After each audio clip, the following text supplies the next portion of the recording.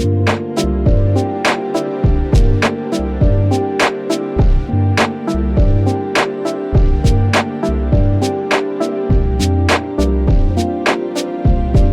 old saying goes, fool me once, shame on you. Fool me twice, shame on me. Capcom learned this lesson the hard way today. Good morning, good Thursday morning to you. I'm Shane Satterfield from Sifted, and this is Good Morning Gaming for February 24th, 2022. The show is in our patrons' feeds bright and early, every weekday morning, and beginning next week, it will be published day and date for free on our YouTube channel. You can find our flagship show Game Face by searching your favorite podcast service. You'll find the podcast versions of the rest of our content in the same feed you found this. As it turns out, the much derided Street Fighter VI logo could be a modified stock image. A very similar version of the logo is being sold on Adobe's store for $80, and its creator, X Cooley, is offering to sell exclusive rights to the image to Capcom. Ars Technica's Arich Lawson first discovered the likeness. Looking at the two logos, they're almost a perfect match, with just a number 6 added to the corner on the Street Fighter logo. I mean, it looks like Capcom is using the stock image logo to me. Now granted, there's nothing illegal about using a stock image, provided Capcom pay the appropriate fees for it. However, it's exceedingly embarrassing for a major video game publisher to have to use a stock image from an image service instead of having its own artist create a unique logo. Or perhaps one of Capcom's artists just cut corners and tried to skate by. Either way, it makes Capcom look like a Bush League operation. We'd be willing to forgive this if Capcom hadn't done something similar with the Wii version of Okami back in 2008, where it notoriously and inexplicably used art from IGN for the game's box art. It even included IGN's watermark. When things like this happen, they become a pattern. And what it tells me is that Capcom Corporate likely tells its employees to try and save money at every turn. Before we move on to the headlines from today, I need to correct something I said in a prior episode of GMG. I stated that the LEGO NES is a playable console. However, as it turns out, it is not. I had always just assumed that if it cost that much, it would include playable hardware. It should include playable hardware. Just shows you how much I know about LEGO and that I don't have kids. And now, for a couple more stories from the top of your SIFs.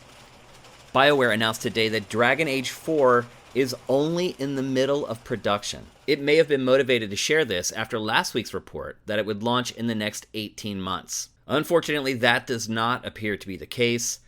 Executive producer Christian Daly just left the studio, which left BioWare boss Gary McKay to address both Dragon Age 4 and the next Mass Effect. In regards to Dragon Age 4, he said, "Our blueprint was completed last year, so we're now focusing on building out our vision, creating amazing environments, deep characters, blah, blah, blah, blah, blah. The blueprint for the game is well understood and the team is focused." Okay. BioWare and Mass Effect vet Mac Walters is Dragon Age's new production director after heading up the recently well-received Mass Effect Legendary Edition. So it looks like it's all hands on deck to finish the game, but it's still probably at least a couple years away.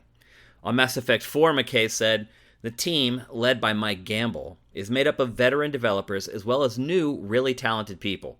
They're all actively prototyping new ideas and experiences. AAA next-gen games take a long time to make, and we know our fans may want them sooner. But our number one priority needs to be quality, and that simply takes time to get it right." And I will say this, McKay is getting it right. As I said in a prior episode of GMG, BioWare is teetering on the brink here of losing its fan base. So while it's disappointing that these games aren't going to be here for quite a while, and it looks like Mass Effect is just in the prototype stage, it's encouraging to hear that BioWare is going to make sure the games are good before releasing them. Now let's just hope that EA plays along. Today, Sony announced the PlayStation Plus free games for March 2022. It hasn't been great since the PS5 launched, and they kind of changed how many games they were giving out. Honestly, since they took the Vita stuff away, it's really gotten bad. But this month, not too shabby. You get Team Sonic Racing and Arc on PS4, and on the PS5 you get Ghost Runner. Both consoles get Ghost of Tsushima Legends as a bonus.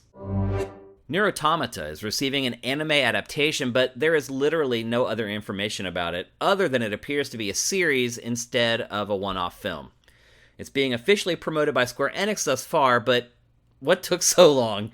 Platinum's action RPG has been a prime candidate for anime since it was released back in 2017. Perhaps, though, this is the first signal of a successor being announced. Platinum doesn't have much on its plate after this year. Recently, the NCAA allowed players to basically make money off their likenesses, and it's been a slow adoption. Most of the players have been getting sponsorships from like local car dealerships or local restaurant chains or local supermarkets, stuff like that. But that all changes with NBA 2K on Friday when Duke basketball star Paolo Banchero is added to the game as an amateur. Never before has a college player been added to a pro sports video game. Now, he is projected to be the number one pick, and he is really good. I don't watch a ton of college basketball, unless my alma mater makes a tournament by some stroke of luck. But if you watch SportsCenter at all on ESPN, you know that this guy is really good. So I think he's a worthy guy to be the first. Tesla CEO Elon Musk wants his cars to be steam-powered. Well, meaning they could incorporate Valve's video game marketplace in the future. Single games are already playable in Tesla cars right now, but both Teslas and Steam run on Linux, and so they're a good match. It could even end up doing some cool stuff with Steam Deck. Currently, only the Model S has the capability, and it costs $130K. But maybe in the future it can make it to Tesla's cheaper models. Musk's tweet reads, "We're working through the general case of making Steam games work on a Tesla versus specific titles. Former is obviously where we should be long term." In related news, Valve also launched a Steam Deck Game Checker app today to let owners know which games are playable on its new handheld.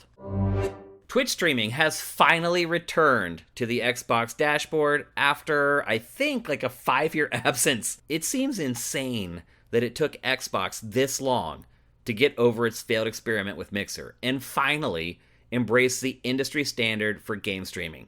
Better late than never. EA's CEO Andrew Wilson announced to employees that the company has been limited by the FIFA license.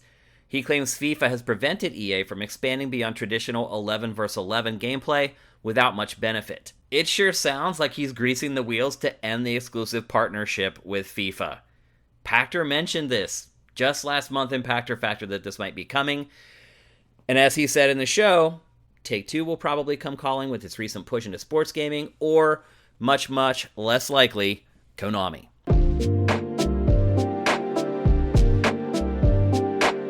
Okay, let's take a break, and when we come back, we'll tackle today's boss fight.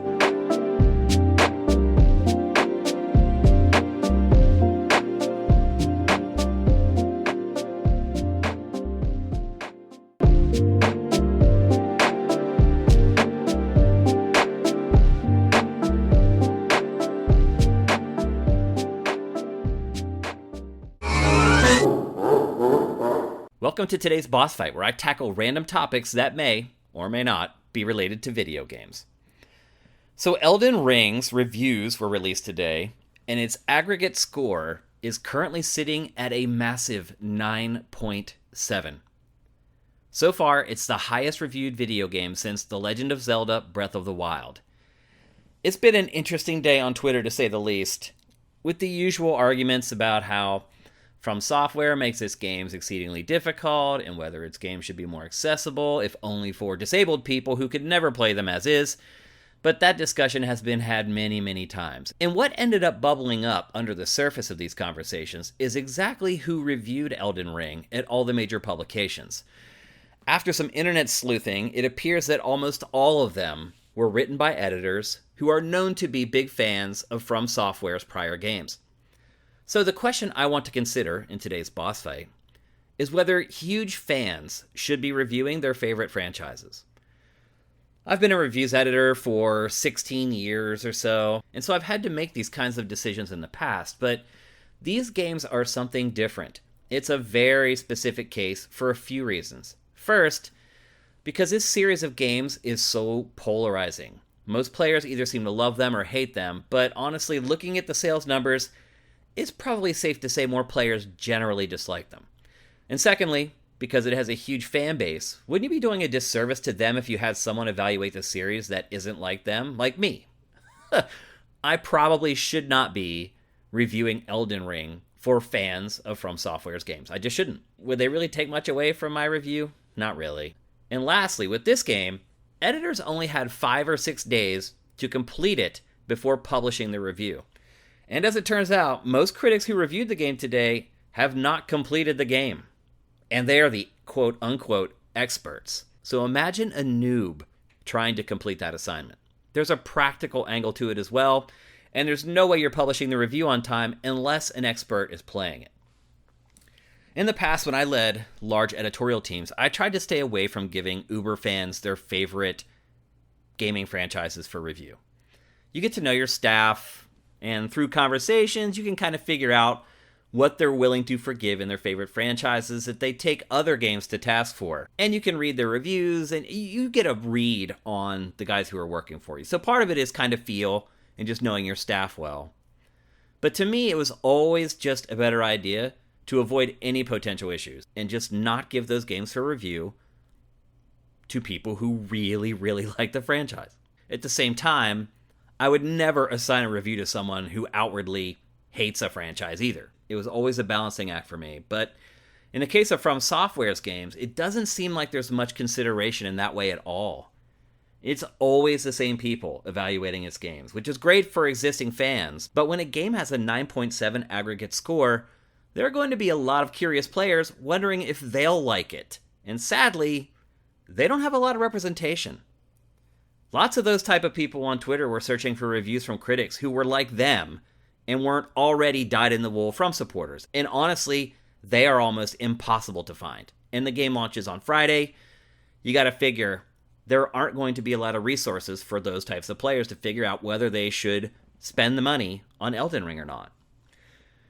So while I don't think you should have superfans reviewing their favorite franchises, I do see how From Software's games are a special case, and they don't come around all that often. It's hard to create blanket editorial policies that will affect every game forever over an anomaly that will appear once every 4 years. So for practicality's sake, it makes sense, but editorially, I don't believe this tactic serves the largest number of people particularly well.